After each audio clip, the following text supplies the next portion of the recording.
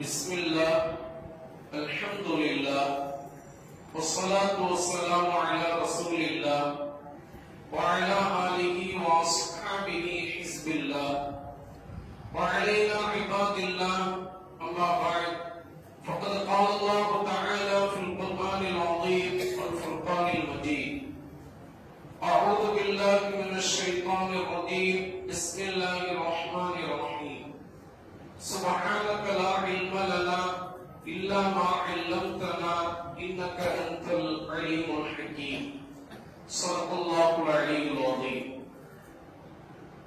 وقال رسول الله صلى الله عليه وسلم ليس الشديد بالسرعة وإنما الشديد من يملك نفسه وصدق رسوله النبي الكريم ونحن على ذلك من الشاهدين வல்லவனை வாழ்த்தி வல்லல் கோமானை போற்றி வழிமார்களின் ஆசித்தனை நாடி எனது உரையை துவங்குகிறேன்.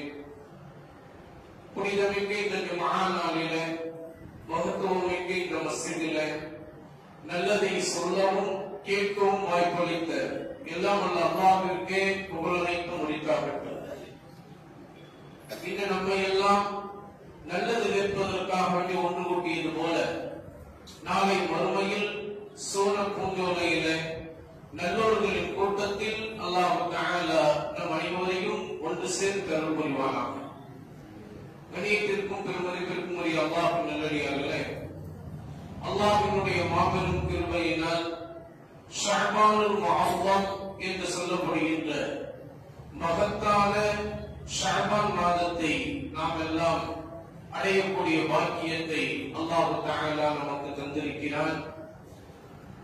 இந்த பரக்கத் பொருந்திய ரஹ்மத் பொருந்திய ஷஅபான் மாதத்திலே எல்லா விதமான கைராத்துகளையும் பரக்காத்துகளையும் அல்லாஹ் தஆலா நம் அனைவருக்கும் நிறைவாக நிரப்பமாக தந்தல் புரிவானாக.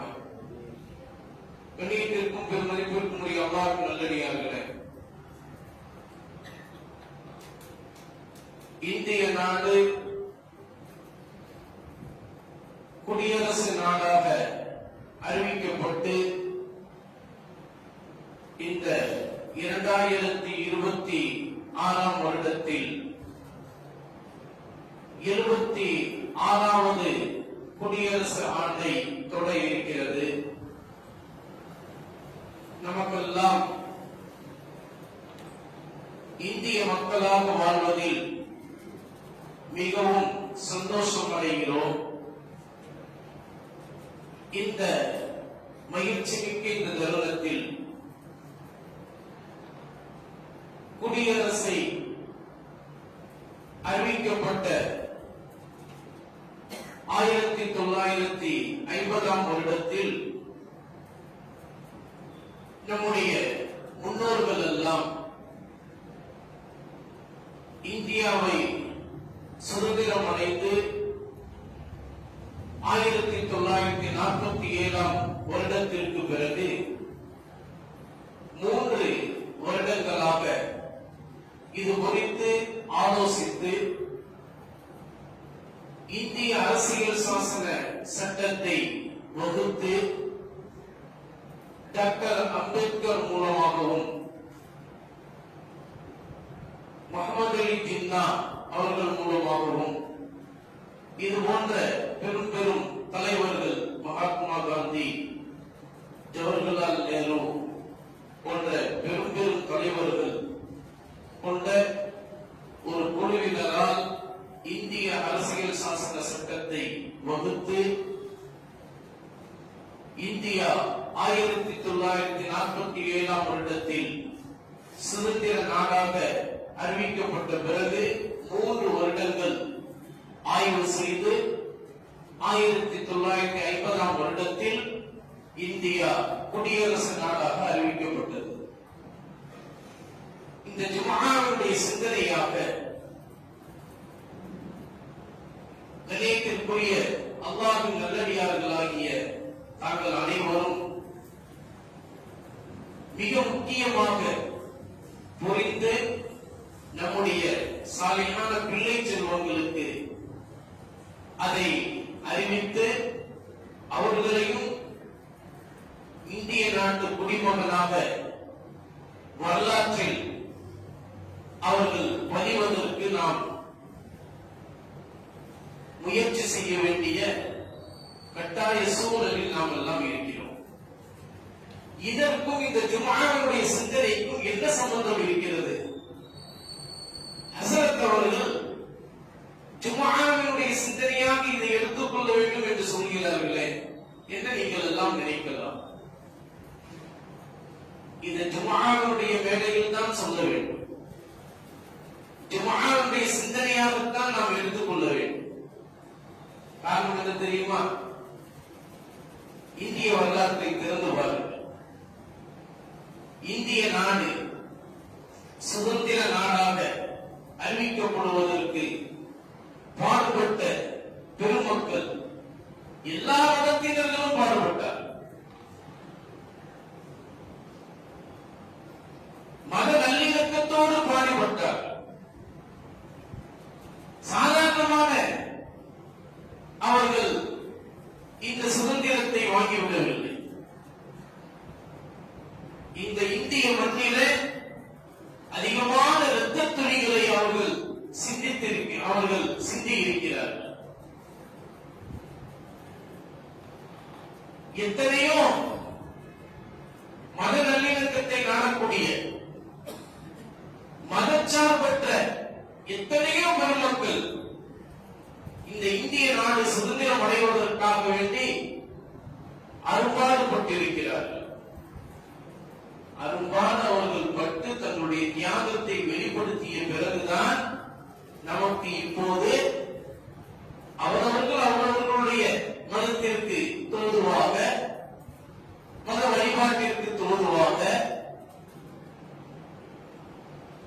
வழிபாடுகளோடு அவர்கள் சுதந்திரமாக செயல்படுவதற்கு அவர்கள் அன்று வகுத்த, அன்று தியாகம் செய்த அந்த இரத்த துளிகள் தான் காரணம். சாதாரணமாக இதை வாங்கிவிடவில்லை. 1947 வருடத்தில் பிரிட்டிஷாரால் அதுவரையிலும் கையகப்படுத்தப்பட்ட இந்த இந்திய நாட்டை சுதந்திர நாடாக அறிவிக்கப்படுவதற்கு ஆயிரம்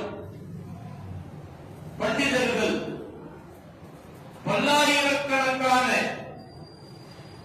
மாந்தர்கள் தியாகம் செய்திருக்கிறார்கள். அவர்களுக்கெல்லாம் ஒரே ஒரு சொல்தான் மனதில் நின்றது. என்ன சொல்ல தெரியுமா? அதைத்தான் நம் உயிரினும் மேலான உத்தம திருநபி ஸல்லல்லாஹு அலைஹி வஸல்லம் அவர்கள் சொல்வார்கள், லைஸ ஷதீது பிஸ்ஸுரா வ இன்னம ஷதீத் மன் யம்லிகு நஃப்ஸா. வீரன் என்பவன் மல்யுத்தத்தில் கலந்து கொண்டு ஒருவரை அடித்துக் கொண்டு அங்கு வெற்றி பெறக்கூடியவன் தான் வீரன் என்பது அல்ல. அவன் வீரனே கிடையாது. வீரன் யார் தெரியுமா? தன் மனதை கட்டுப்படுத்தி தன் மனதை ஆளுகின்ற ஒருவன் இருக்கின்றானே அவன் தான் வீரன். இதை அல்லாஹ்வின் தூதர் ஸல்லல்லாஹு அலைஹி வஸல்லம் அவர்கள் 1400 ஆண்டுகளுக்கு முன்பே சொன்னார்கள். அதைத்தான் முஹம்மது அலி தின்னார் அவர்கள் பின்பற்றினார். அதைத்தான் நம்முடைய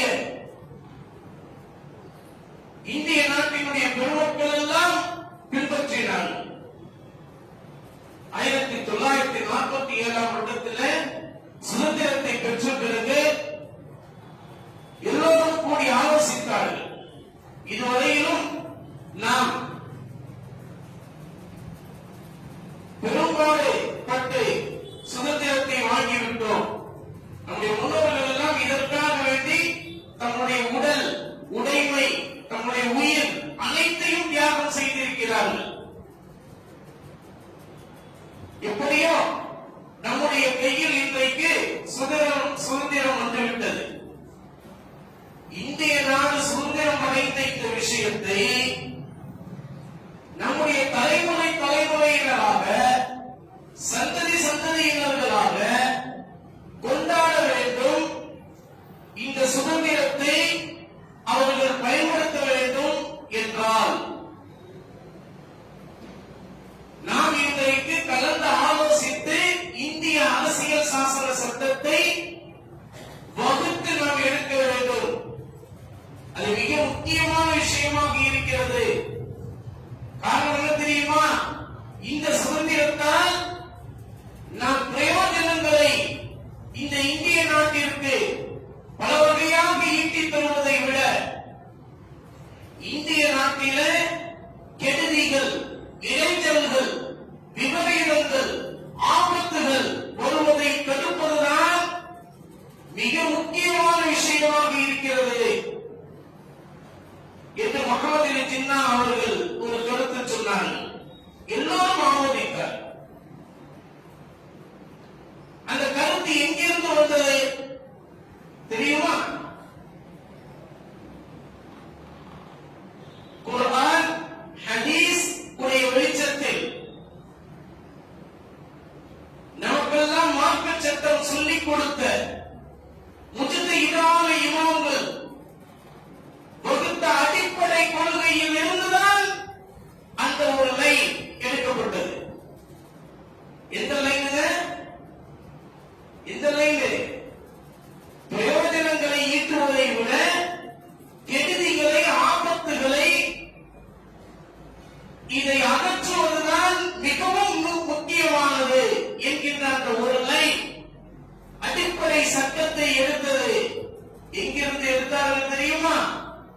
நம்முடைய முஜ்தஹிதான இமாம்கள், இமாம் அபூ ஹனீஃபா ரஹ்மத்துல்லாஹி அலைஹி அவர்கள், இமாம் ஷாஃபிஈ ரஹ்மத்துல்லாஹி அலைஹி அவர்கள், இமாம் மாலிகி ரஹ்மத்துல்லாஹி அலைஹி அவர்கள், இமாம் அஹ்மத் இப்னு ஹம்பலி ரஹ்மத்துல்லாஹி அலைஹி அவர்கள் ஆகிய அஹ்லுஸ் சுன்னத் வல் ஜமாஅத்தில் கட்டப்பட்ட 4 இமாம்களை கொண்டு எடுக்கப்பட்ட அந்த மார்க்க சட்டங்கள் இருக்கின்றது அல்லவா? அந்த மார்க்க சட்டத்திற்கு அடிப்படை கொள்கையாக எதை வைத்தார்களோ அந்த இடத்திலிருந்துதான் இந்த ஒரு விஷயத்தை எடுக்கப்பட்டது. அதைத்தான் அரபியில் இப்படி சொல்வார்கள், தஃஅல் மஃபாசிதி அவுலா மின் ஜல்பில் மனாஃபிஇ. பிரயோஜனங்களை அதிகமாக நீங்கள் கொண்டு வருவதை விட கெடுதிகளை அகற்றுவதுதான் மிகவும் முக்கியமானது என்று தஃஅல் மஃபாசிதி அவுலா மின் ஜல்பில் மனாஃபிஇ என்று அவர்கள் இந்த அடிப்படை சட்டத்தை எடுத்தார்கள்.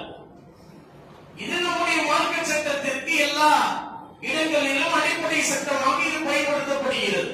இங்கிருந்து அந்த விஷயத்தை எடுத்து இந்திய அரசியல் சாசன சட்டத்தை டாக்டர் அம்பேத்கர் அவர்களுக்கு இப்படி நீங்கள் வகுக்க வேண்டும் என்று அந்த ஆலோசனையில் சொல்லப்பட்டு அப்படியாக 1947 வருடம் ஆகஸ்ட் 15 இந்தியா சுதந்திர நாடாக அறிவிக்கப்பட்ட பிறகு 3 வருடங்கள் இதற்காக ஆய்வு செய்து டாக்டர் அம்பேத்கர் அவர்கள் இந்தியா குடியரசு நாடாக அறிவிக்கப்படுவதற்கு எல்லா விதமான அரசியல் சாசன சட்டத்தையும் வகுத்து வந்து முன்வைத்தார்கள். அப்போது ஒரு மீட்டிங், எல்லோரும் சந்திப்பு ஏற்படுத்தப்பட்டது. அந்த சந்திப்பிற்கு பிறகு 1950 வருடம் ஜனவரி 26 அன்று இந்தியா குடியரசு நாடாக அறிவிக்கப்பட்டது. அப்படி இந்திய அரசியல் சாசனத்தை வகுத்து நமக்கு இன்றைக்கு இந்தியா குடியரசு நாடாக அறிவிக்கப்பட்டதற்கு பிறகு மதச்சார்பற்ற நாடு, ஜனநாயக நாடு என்றெல்லாம் நமக்கு நம்முடைய முன்னோர்கள் சொல்லித் தந்து இதுவரையிலும் நல்ல முறையில் எல்லா இடங்களிலும்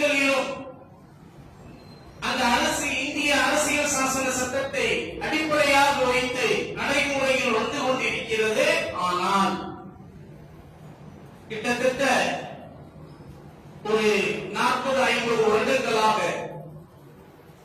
இடதுசாரிகள், அதாவது நமக்கு இடதுசாரிகள், அவர்கள் வலதுசாரிகள், இடதுசாரிகள் என்று ஒரு விஷயத்தை அடிப்படையாக வைத்து சொல்வார்கள். நம்மை இடதுசாரிகளாகவும் அவர்களை வலதுசாரிகளாகவும் பயன்படுத்தி அந்த வார்த்தையை பயன்படுத்தி சொல்வார்கள். அந்த அடிப்படையில் ஒரு 50 வருடங்களாக நமக்குள்ளே ஒரு பிரிவினையை உண்டாக்க வேண்டும் என்ற ஒரு நோக்கிலே ஒரு சிலர்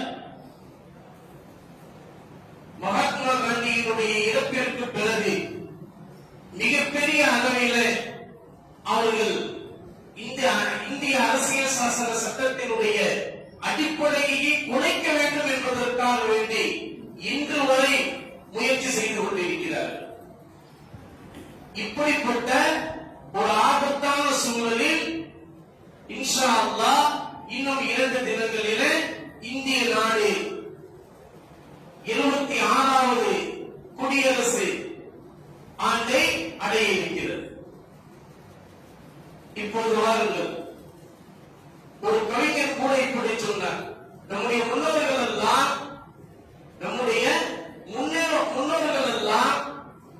இந்த இந்தியா சுதந்திரம் அடைய வேண்டும் என்று சுதந்திரத்திற்காக வேண்டியே பாடுபட்டார்கள். ஆனால் நாம் இன்று நம்முடைய முன்னோர்கள் அரும்பாடுபட்டு வாங்கி தந்த அந்த சுதந்திரத்தை நாம் இன்றைக்கு எப்படி அனுபவித்துக் கொண்டே இருக்கிறோம் என்று சொன்னால், இந்திய நாடு சுதந்திரம் அடைந்ததற்கு பிறகு அவர்கள் எல்லாம் இந்திய நாடு சுதந்திரம் அடைவதற்காக போராடி காயப்பட்டார்கள். இன்றைக்கு நாம் இந்திய நாடு வாங்கிய சுதந்திரத்தோடு போராடி காயப்பட்டுக் கொண்டிருக்கிறோம். கவிஞர் மு. மேத்தா அவர்கள் இந்த வரியை சொல்லி தந்திருக்கிறார்.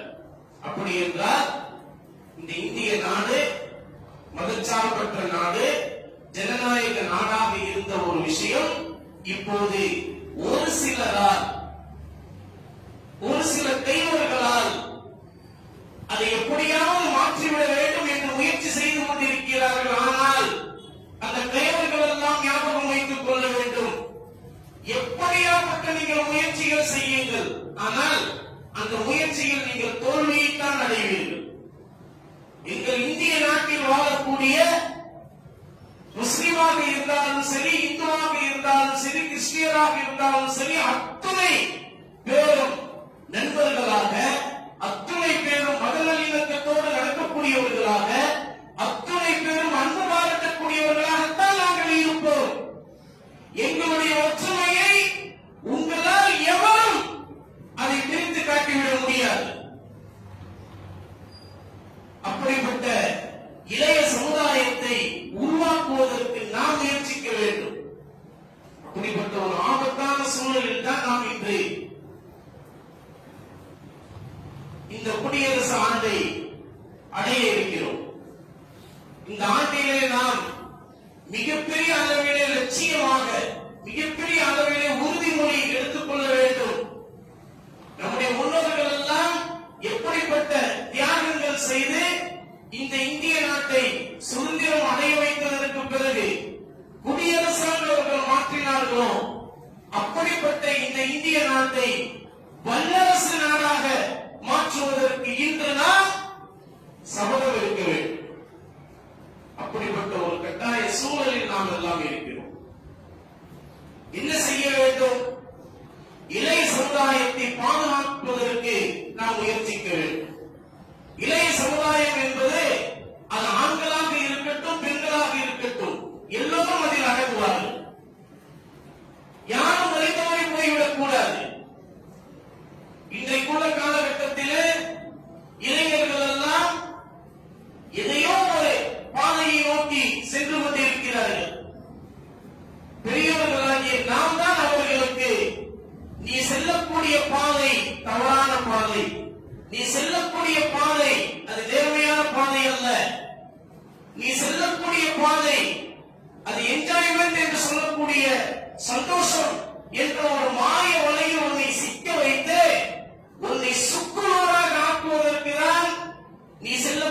பாதை உனக்கு வழிவகுக்கும், இங்கே வா, இந்த பாதைக்குள் வா, நேர்மையான பாதை உனக்கு காட்டித் தரப்படுகிறது. எப்படிப்பட்ட பாதை? ஹஜ்ரத் உமர் இப்னு கத்தாப் ரலியல்லாஹு தஆலா அவர்கள் எப்படிப்பட்ட ஜனாதிபதி? அவர்கள் அரசவையில் இருக்கின்ற போது வாலிபர்கள் எல்லாம் வந்து சொல்கிறார்கள், அமீருல் முஃமினீன் அவர்களே, எங்களால் திருமணம் செய்வதற்கு முடியவில்லை. பெண்கள் எல்லாம் நிறைய மகர் கேட்டுக் கொண்டிருக்கிறார்கள். அவர்களுக்கு மகர் கொடுப்பதற்கு நாங்கள் சம்பாதிக்க ஆரம்பித்தாலே எங்களுடைய வாழ்நாளே முடிந்து போய்விடும். அவ்வளவு மகர் கேட்கிறார்கள். அதனால் எங்களால் திருமணம் செய்ய முடியாது. என்ன செய்வது? ஹஜ்ரத் உமர் இப்னு கத்தாப் ரலியல்லாஹு தஆலா அன்ஹு அவர்கள் வந்து முறையிடுகிற போது உமர் ரலியல்லாஹு தஆலா அவர்கள் ஜும்ஆவுடைய மேடையில் ஏறி எல்லோருக்கும் அறிவித்து விட்டார்கள். யா மஅஷர ஷபாப், வாலிப கூட்டமே, கவலைப்படாதீர்கள். பெண் சமுதாயத்திற்கு நாம் சொல்லிவிடுவோம், மகரை குறைத்து கேளுங்கள். மகர் எவ்வளவுதான் நீங்கள் கேட்க வேண்டும். 400 திருகத்தை விட அதிகமாக நீங்கள் கேட்கக்கூடாது என்று அறிவித்து விடுவோம். இதுதான் கட்டளை என்பதாக அறிவித்து விட்டார்கள். அந்த சபையிலே இருந்த வயது முதிர்ந்த பெண்மணி அவர்கள் எழுந்திருத்து கேட்டார்கள். அப்போதெல்லாம் பெண்கள் ஆண்களுக்கு பின்னால் என்று தூவார். அப்போது இருந்த காலகட்டம் அது ஃபித்னா இல்லாத, குழப்பம் ஏற்படாத அந்த மாதிரியான காலகட்டம். இப்போதெல்லாம் பெண்களை பின்னாடி வச்சோம்னா அவ்வளவுதான், எல்லா விதமான கெடுதிகளும் ஏற்பட்டுவிடும். இப்போதுள்ள கால சூழ்நிலை வேறு, அப்போதுள்ள கால சூழ்நிலை வேறு. வயது முதிர்ந்த பெண்மணி அவர்கள் ஜும்ஆவுடைய மேடையில் உமர் இப்னு கத்தாப் ரலியல்லாஹு தஆலா அவர்கள் நின்று கொண்டிருக்கிறார்.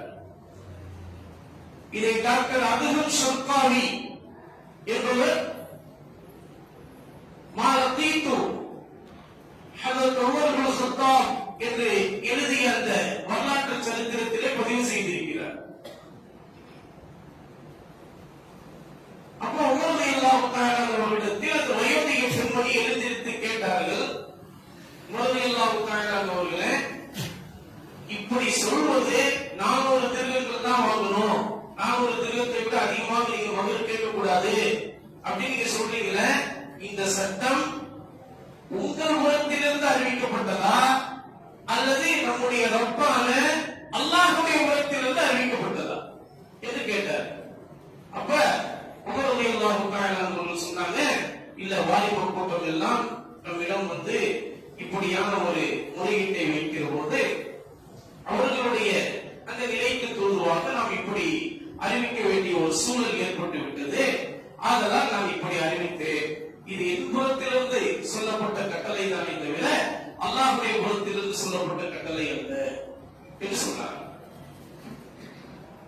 ஒரு ஜனாதிபதிங்க, அரேபியாவின் ஜனாதிபதி, எப்படிப்பட்ட உமர் ரலியல்லாஹு தஆலா தெரியுமா உங்களுக்கு?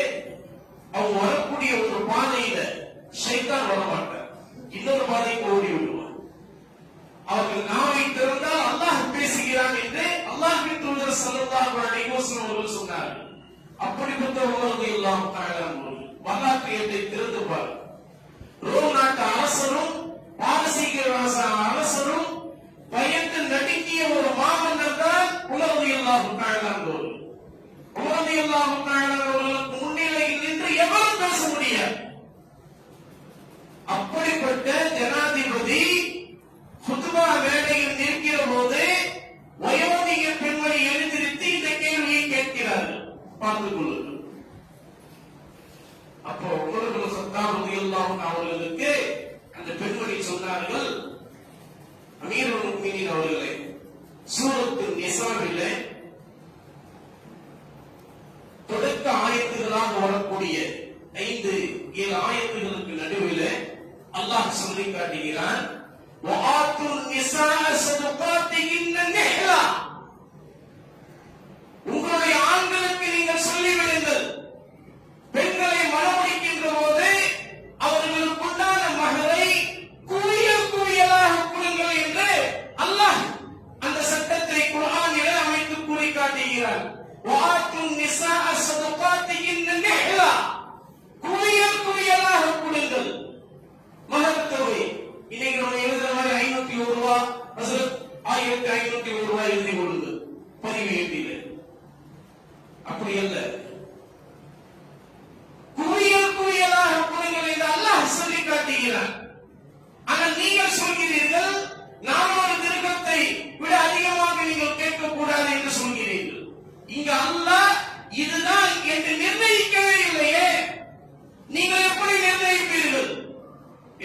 ஜனாதிபதியை எதிர்த்து கேள்வி கேட்ட வயோதிக பெண்மணி, அதுவும் குர்ஆனுடைய வெளிச்சத்தில் இப்படி கேள்வி கேட்டார். சிந்தித்து பார்க்க வேண்டும். இன்றைக்குள்ள பெண்மணிகள் அப்படி இருக்கிறார்களா அல்லது இன்றைக்குள்ள இளைஞர்கள் அப்படி இருக்கிறீர்களா? குர்ஆனை நாம் ஒரு சடங்காகத்தானே பார்க்கிறோம், ஆனால் அவர்கள் குர்ஆனை வாழ்க்கையாக பார்த்தார்கள். குர்ஆனை நீங்கள் எந்த கண்ணோட்டத்தில் பார்க்கிறீர்களோ அப்படி குர்ஆன் உங்களுக்கு பதிலளிக்கும். சைக்காலஜி அந்த பார்வையில் நீங்கள் பார்க்கிறீர்களா, குர்ஆன் அதுபோன்று உங்களுக்கு காட்சியளிக்கும். மெடிக்கல் ரிசர்ச் என்கிற முறையில் நீங்கள் கண்ணோட்டத்தில் குர்ஆனை பார்க்கிறீர்களா, அந்த மருத்துவ பார்வையில் உங்களுக்கு குர்ஆன் உங்களுக்கு பதிலளிக்கும். ஹிஸ்டரி வரலாறு என்கிற பார்வையில் நீங்கள் பார்க்கிறீர்களா, அந்த முறையில் உங்களுக்கு குர்ஆன் எல்லா விதமான பார்வையும் உங்களுக்கு பாடங்களை புகட்டி தரும். இப்படி குர்ஆனை நீங்கள் எந்த பார்வையில் நீங்கள் பார்க்கிறீர்களோ அந்த பார்வையில் உங்களுக்கு குர்ஆன் பதிலளிக்கும். வெறும் குர்ஆனை ஓதுவது, தூங்கிக் கொண்டே ஓதுவது அல்லது ஏதாவது விதமாக ஓதுவது மட்டும் குர்ஆன் அல்ல, குர்ஆனுடைய வாழ்க்கை. அங்கு சொன்னதுமே ஹஜ்ரத் உமர் இப்னு கத்தாப் ரலியல்லாஹு தஆலா அவர்கள் அதே ஜும்ஆவுடைய மேடையில் அறிவித்தார்கள், யா மஅஷர ஷபாப், இளைஞர்கள் கூட்டமே, நீங்கள் மகர் தொகையை அதிகமாக நீங்கள் கொடுக்க வேண்டும். இதுதான் அரேபியாவுடைய அதிபதியுடைய கட்டளை என்று சொன்னார். யாரும் அதை மறுக்க முடியவில்லை, யாரும் அதை மறுத்து பேச முடியவில்லை. சாதாரணமான வயோதிக பெண்மணி, ஒரு நாட்டினுடைய பிரஜையாக இருக்கக்கூடிய பெண்மணி, ஜனாதிபதியை எதிர்த்து ஒரு விஷயத்தை குர்ஆனுடைய வெளிச்சத்தில் சொன்னதுமே அந்த இடத்திலேயே ஜனாதிபதி அறிவிக்கிறார் என்று சொன்னால் இதுதான் குடியரசு நாடு. குடியரசு என்றால் என்ன? மக்களால் மக்களுக்காகவே, மக்களில் ஒருவரை மக்களாகவே தேர்ந்தெடுப்பார்கள். அதுதான் குடியரசு. அந்த வகையிலே நமக்கு அத்துணை சட்டங்களும் 1950 ஜனவரி 26 அன்று டாக்டர் அம்பேத்கர் மூலமாக எல்லா சட்டங்களையும் வகுத்து இந்திய நாடு குடியரசு நாடாக அறிவிக்கப்பட்டது. அப்படிப்பட்ட குடியரசு நாட்டிலே வாழக்கூடிய நான், மகாத்மா காந்தி அவர்களே இந்த இந்திய திருநாட்டில் உமர் ரலியல்லாஹு தஆலா அவர்களுடைய ஆட்சி முறை வர வேண்டும் என்று ஆசைப்பட்டார்கள் என்று வரலாற்று ஏடுகளில் பதிவு நாம் பார்க்கிறோமே. அதெல்லாம் சாதாரணமான வார்த்தையா? எப்படிப்பட்ட வார்த்தை என்று சிந்தித்து பாருங்கள். இன்றைக்கு சாதாரணமாக நம்முடைய இஸ்லாமிய பெண்களில் ஒரு சிலர், எல்லா பெண்களும் கிடையாது, எல்லா பெண்களும் பெரிய ஞானம் பெற்றவர்கள், ஒரு சிலர் புர்காவை அணிந்து கொண்டே இவர்கள் எல்லாம் பழமைவாதத்தை பேசக்கூடியவர்கள். இந்த ஆலிம்சாக்களுடைய பேச்சையும் இமாம்களுடைய பேச்சையும் ஹஸரத் இமாமுடைய பேச்சையும் கேட்காதீங்க, எல்லாரும் இப்படி ஆடி பாடுங்கள் என்றெல்லாம் சொல்லக்கூடிய, அதிலும் ஒரு ஊரினுடைய அழகான பாரம்பரியத்தையே நாசமாக்கக்கூடிய அளவுக்கு நம்முடைய இஸ்லாமிய பெண்களில் ஒருவரை இன்றைக்கு பேசக்கூடிய அந்த விஷயத்தை நாம் பார்த்துக் கொண்டுதான் வருகிறோம். எப்படிப்பட்ட ஒரு அவதூறான பேச்சு, இதையெல்லாம் நாம் கேட்டுக் கொண்டு இருக்கிறோம். அதற்கும் சிலர் அதற்கு கீழே கமெண்டில், பேசுமா, உனக்கு நாங்க இருக்கிறோம், எங்க சமுதாயம் உங்களுக்கு இருக்குது அப்படி பேசக்கூடியவன் யாரு? இந்திய நாட்டிலே இஸ்லாத்தை அழிக்க வேண்டும் என்று போராடியவன் தான் அப்படி பேசிக் கொண்டிருக்கிறான். நீ பேசுமா, அழகா பேசுற. எவன் பேசுறான்? எவன் உன்னுடைய அழகை, உன்னுடைய உடலை ரசித்துக் கொண்டிருக்கிறான், அவன் அப்படி பேசுகிறான். உண்மையிலேயே உன் மீது அக்கறை கொண்டவனாக இருந்தால் நீ செய்வது தவறு, இப்படி சொல்லக்கூடாது, இப்படி சொல்வது இஸ்லாமிய மரபு அல்ல, இப்படி சொல்வது இந்த உலகத்திலே எந்த ஒரு மதங்களும் ஏற்றுக்கொள்ளாது. ஒரு மதத்தினுடைய அடையாளத்தை வைத்து நீ அதை கொச்சைப்படுத்தக்கூடியவனாக நீ இருக்கிறாய் என்றுதான் நல்ல மனிதனாக இருக்கக்கூடியவன், நல்ல முறையில் இந்த இந்திய நாட்டிலே வாழக்கூடியவன் சொல்லக்கூடியவனாக இருப்பான். ஆனால் இன்றைக்கு அப்படியே நேர் மாறாக எல்லாம் மாறிக்கொண்டிருக்கிறது. ஆனா இதை அப்படியே மாற்றக்கூடிய ஒரு சக்தியாக இளைய சமுதாயம் வர வேண்டும். அதைத்தான் இந்த இந்திய நாடு குடியரசு நாடாக இன்ஷா அல்லாஹ் இன்னும் 2 நாட்களில் அது இந்திய குடியரசினுடைய 76வது வருடத்தை அடைய இருக்கிறது. இது போன்ற இந்த தருணத்தில் நாம் சபதம் எடுக்க வேண்டும். அல்லாஹும் அல்லாஹுடைய தூதரும் அவர்களை பின்பற்றி வந்த அத்துணை நல்லவர்கள், சான்றோர்கள், நல்லவர்கள், நாதாக்கள் அத்துணை நபர்களுடைய வழியில நாமும் நடக்கக்கூடியவர்களாக இருக்க வேண்டும். அப்படி நடப்பதில் தான் இந்த உலகிலும் நமக்கு வெற்றி இருக்கிறது, நாளை மறுமையிலும் நமக்கு வெற்றி இருக்கிறது. அப்படிப்பட்ட ஈருலகத்திலும் வெற்றி பெற்ற நன்மக்களாக அல்லாஹ் தஆலா நம் அனைவரையும் ஆக்கி அருள் புரிவானாக. வாழ்நாள் முழுவதிலும் இஸ்லாமிய சட்டத்தை ஏற்று அதன்படி நடக்கக்கூடிய நன்மக்களாக அல்லாஹ் தஆலா நம் அனைவரையும் ஆக்கி அருள் புரிவானாக. உலகம் முழுவதிலும் ஒற்றுமையோடு நடக்கக்கூடிய எல்லா விதமான தௌஃபீக்கையும் அல்லாஹ் தஆலா நம் அனைவருக்கும் தந்தருள் புரிவானாக. நம்முடைய இஸ்லாத்திலே உள்ள இளைய சமுதாயத்தை, இளைஞர்களை, அதுபோல ஆண்கள், பெண்கள் அனைவரையும் அல்லாஹ் தஆலா பாதுகாக்கப்பட்ட ஒரு இளைய சமுதாயமாக அல்லாஹ் தஆலா ஆக்கி அருள் புரிவானாக. இதை கேட்கும் அதன்படி வாழ்நாள் முழுவதும் அமல் செய்யக்கூடிய தௌஃபீக்கை அல்லாஹ் நம் அனைவருக்கும் தந்தருள் புரிவானாக.